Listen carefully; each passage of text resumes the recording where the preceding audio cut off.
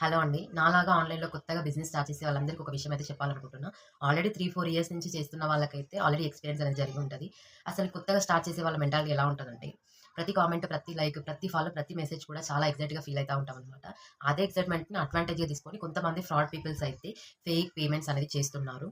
ఈరోజు నాకు జరిగిన ఎక్స్‌పీరియన్స్ ఏందంటే ఫ్రాడ్ పేమెంట్.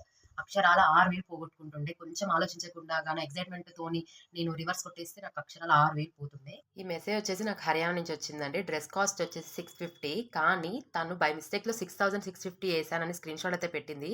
మాకు డౌట్ వచ్చింది. ఇంత అమౌంట్ ఎవరు అల్లటప్పగా ఎయ్యరు కదా! అందుకే మేము ఒకసారి చెక్ చేస్తే నోటిఫికేషన్ అయితే వచ్చింది గానీ బ్యాంక్ హిస్టరీలో అయితే లేదు. సో, ఇదండి వీడియో. నా ఎక్స్‌పీరియన్స్‌ని మీతో షేర్ చేసింది. మీరు అలర్ట్‌గా ఉండాలనేసి. మనం ఎందుకంటే బిజినెస్ స్టార్ట్ చేసేది ఫైనాన్షియల్ సపోర్ట్ కోసమే. మళ్ళీ ఈ ఫ్రాడ్ జరిగి ఇదంతా మనం మోసపోలేము. మనం తీసుకోలేము ఫస్ట్. సో, మీరు కానీ మీ ఫ్రెండ్స్‌లో ఎవరైనా కొత్తగా బిజినెస్ స్టార్ట్ చేసుంటే వాళ్ళకి షేర్ చేయండి. Thank you.